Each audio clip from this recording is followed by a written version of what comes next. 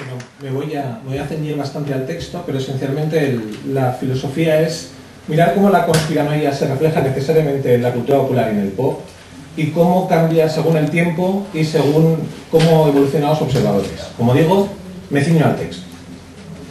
De la conspiranoia se han dicho muchas cosas, la mayoría malas. En esencia, consiste en señalar voluntades ocultas y poderosas que realizan las grandes decisiones y que operan necesariamente en la sombra. Muchos piensan que la conspiranoia es cosa de unos pocos, pero es mentira. Más de la mitad de los habitantes de este planeta son conspiranoicos, más de la mitad, y eso solo contando las religiones mayoritarias.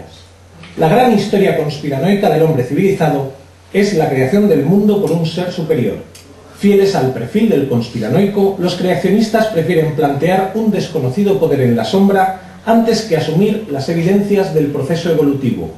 Prefieren una voluntad oscura, poderosa e ignota antes que asimilar un sistema comprensible. La mitad de la Tierra prefiere creer en un ser superior antes que acudir al procedimiento científico.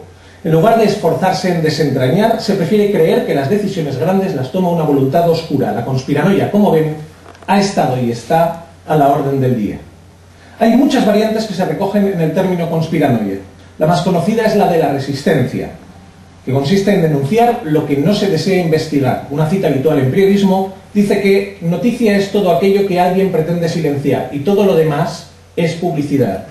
El periodismo debería ser, por tanto, conspiranoia, porque lo define una voluntad que prefiere el silencio. Otra variante de la conspiranoia es una perversión del caso mencionado. Es la manía persecutoria articulada en forma de autoafirmación, en la que estamos convencidos de que lo que hacemos es tan importante que hay voluntades dirigidas específicamente contra nosotros. Una tercera variante es la simplificación, en la que en lugar de explicaciones complejas preferimos una solución que podamos manejar con comodidad, que es la mencionada religión. Y una cuarta variante, que va a ser el centro de nuestro recorrido, va a ser la conspiranoia, que se articula como reflejo del inconsciente y en particular del inconsciente colectivo. Un caso claro son las leyendas urbanas, que son un reflejo de lo que pensamos y, por así decirlo, son más reales que lo real. Son más verdad que lo verdad porque son fieles reflejos de nuestra percepción. Las leyendas urbanas no muestran lo que está ahí, sino lo que queremos que esté ahí.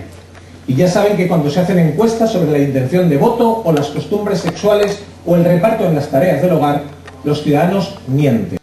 Cuando la conspiranoia entra en el pop, hace un verdadero baremo del ánimo del grupo. Por un lado, la conspiranoia es un reflejo de nuestra voluntad, y por el otro, el grupo siempre articula sus reflejos mediante la cultura popular. Ya no pensamos en términos como es más rápido que el rayo, sino que articulamos las nuevas metáforas diciendo eres más feo que el Fari comiendo limones. A fecha de hoy, no prosperan las metáforas que nos comparan con los abedules o las avispas, sino las que hablan del colacao y del chiqui chiqui.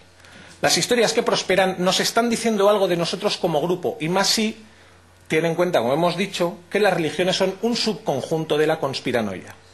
Las conspiranoias religiosas no solo se limitan a la voluntad oscura de un ser omnipotente, sino que también las hay con voluntades oscuras de nivel inferior, léase el Vaticano. Ahí tienes conspiranoias como los escritos del Mar Muerto, los evangelios apócrifos o millones de historias que se relacionan con los templarios o los rosacruces. Pero esas conspiranoias no nacen de arriba, sino de abajo, porque en el medievo Dios, los obispos y los rosacruces eran cultura popular.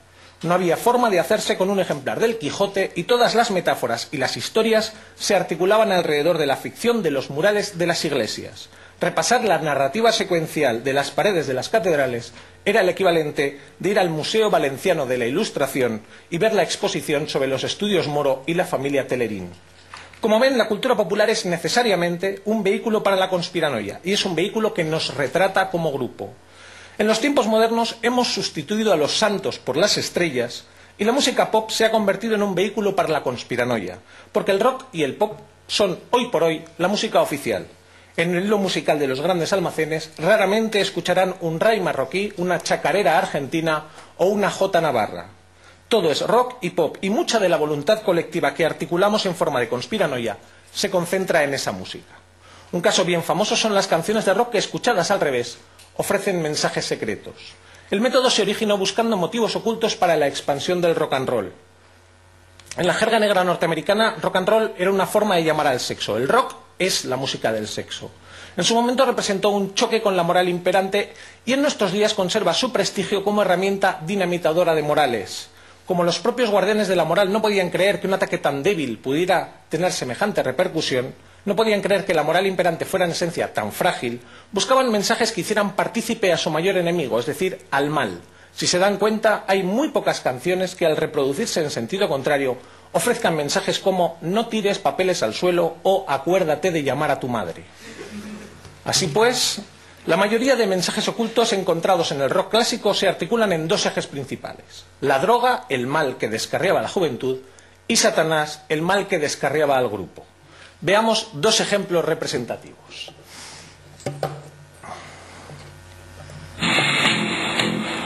Another one bites the dust. Another one bites the dust. And another one gone, and another one gone. Another one bites the dust. Hey, hey, another one bites the dust. Hacia atrás, es una apología al cannabis.